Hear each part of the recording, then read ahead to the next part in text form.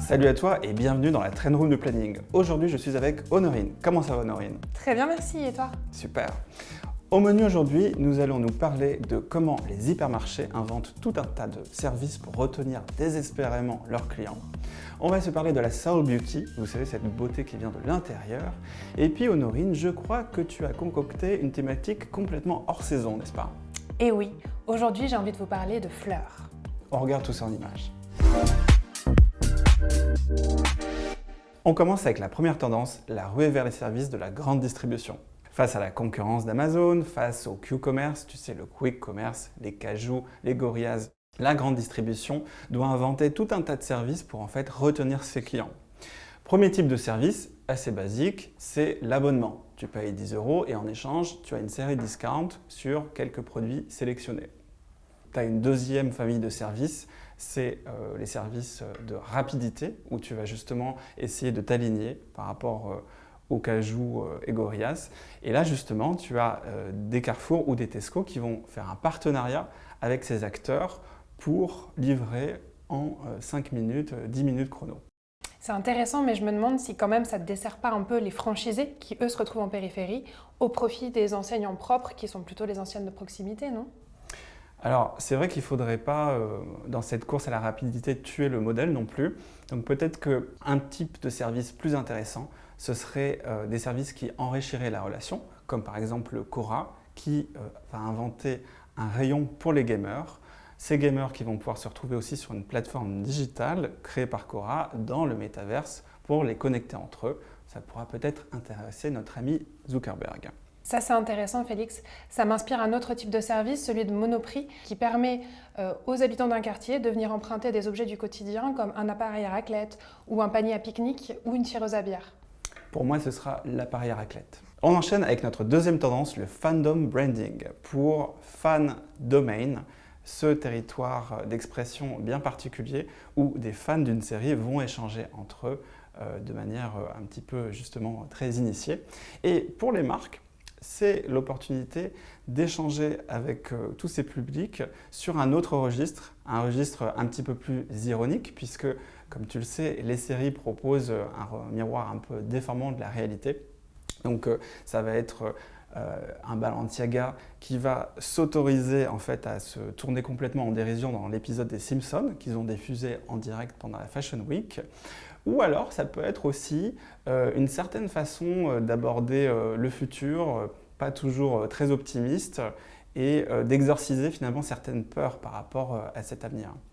Troisième et dernière tendance, les tokens de marque ou jetons de marque. Tu sais, ce sont ces monnaies virtuelles inventées par les marques pour soutenir des actions durables. Alors, ce qui est intéressant avec les tokens, c'est que en fait, tu vas donner cette monnaie à ton consommateur en échange de produits achetés, comme par exemple pour la marque de chocolat The Other Bar.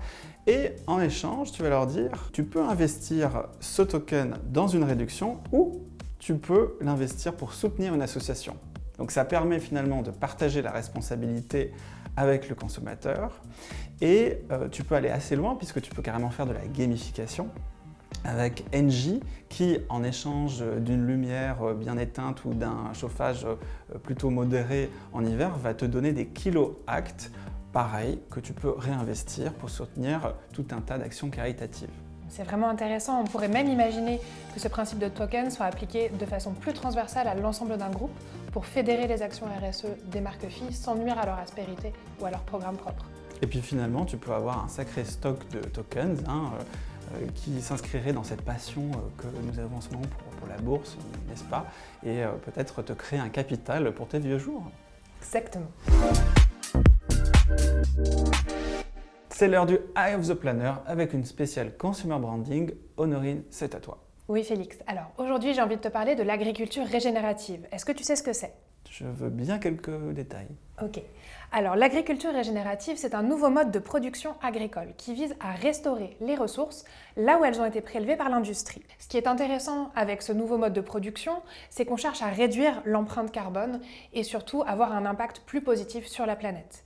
Ce serait un peu comme du bio augmenté. Avec ce nouveau mode de production agricole, on a vu fleurir aussi de nouveaux régimes alimentaires, comme le régime climatarien.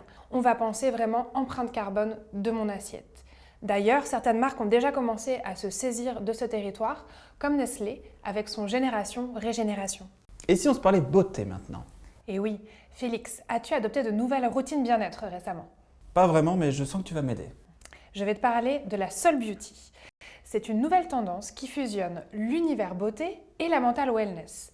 C'est une approche holistique qui a pour objectif d'augmenter mon bien-être physique et mental, donc émotionnel. Comment les marques s'y prennent-elles? Tout simplement en luttant contre un seul et unique ennemi, le stress. Et sais-tu que 52% des Français déclarent être stressés en ce moment? Alors pour lutter contre ce stress, on va adopter des protocoles qu'on appelle in and out. In, on ingère, out, sur la peau. Et dans ce qu'on va retrouver au sein des formules, on va avoir des petits ingrédients qui s'appellent les adaptogènes et qui vont nous aider à gérer ce fameux stress. Donc c'est du mascara qui va me détendre les neurones, par exemple. Tout à fait. Mais ce que j'aurais surtout envie de te conseiller, c'est par exemple le cacao cosmique de chez Maison Luno ou de chez Moon Juice. Et si tu préfères le café, on peut aller chercher aussi chez So Mushroom du café avec du shiitake pour résoudre les problèmes de stress. Avec tout ça, pas de doute, on va avoir un glow incroyable. Et maintenant, tu vas nous parler de design. Tout à fait. J'ai envie de vous parler d'une tendance qui s'appelle le dreamscapisme. On la retrouve aujourd'hui beaucoup préemptée par les marques, notamment dans la publicité et dans le contenu de marque. Alors, qu'est-ce que c'est que le dreamscapisme? C'est une tendance esthétique qui va capitaliser sur un univers 100% digital et surréaliste, qui va défier les lois de la pesanteur et aussi de la gravité, avec des univers complètement fantasmés qui permettent à celui qui le regarde finalement de s'échapper dans une réalité réconfortante. Ce ne serait pas une récupération du satisfying par les marques, justement? Tout à fait. L'idée, c'est vraiment de réconforter le consommateur et de le plonger dans un univers ultra rassurant. On adore. Honorine, je sais que tu attends ce moment avec impatience. C'est l'heure du répondeur du planning. À toi l'honneur.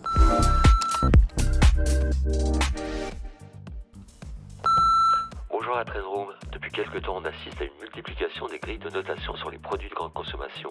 Pensez-vous que les marques ont intérêt à développer leur propre système de scoring pour guider les consommateurs?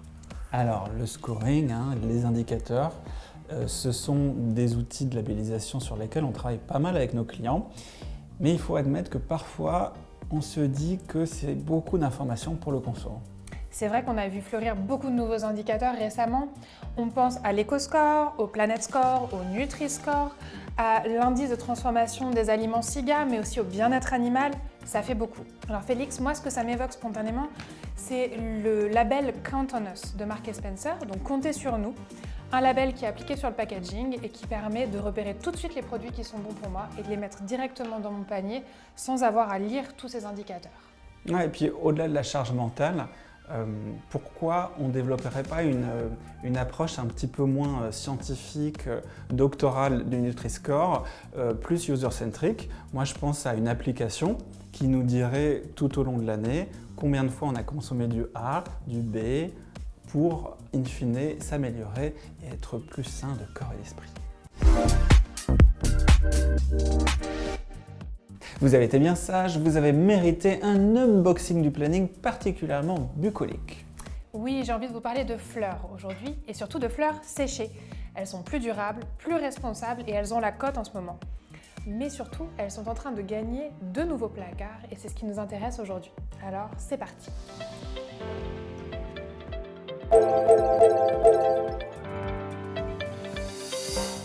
Alors Félix, petit défi pour toi. Sauras-tu deviner lequel se mange, lequel se boit et lequel sert à faire sa toilette? En tout cas, je n'ai pas intérêt à me tromper. Alors, je dirais que ça doit être une sucette, un croquet. Et non, perdu. Qu'est-ce que c'est? Celle-ci, elle se boit. C'est une infusion qui est développée par la maison Fleurs d'Hiver et qui permet d'encapsuler des fleurs sauvages dans du miel et tout cela déposé sur un bâton pour pouvoir mieux infuser dans la tasse. Ok, pour ceux du milieu, je vais avoir besoin d'un petit indice quand même. Il s'agit de nettoyants visage qui sont proposés par Lush dans sa nouvelle boutique Lush Fresh & Flowers. Ces produits, tu vas les retrouver tous les mois en box avec des fleurs fraîches. Et évidemment, à ne pas confondre avec la bûche de chèvre frais de chez Monoprix. Oui, on évitera de les conserver sur la même étagère dans le frigo. Une jolie façon d'illustrer que le branding, ça passe aussi par le développement de produits avec une esthétique innovante et une signature un peu léchée. Sur cette dernière touche de poésie, on vous donne rendez-vous en décembre pour une Trend Room très spéciale, puisque ce sera une Trend Room spéciale Noël. Salut tout le monde! À bientôt!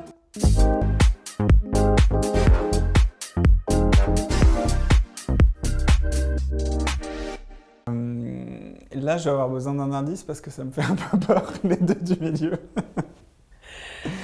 Alors ceci, il s'utilise en nettoyant pour le visage. C'était une occasion pour moi... Pardon.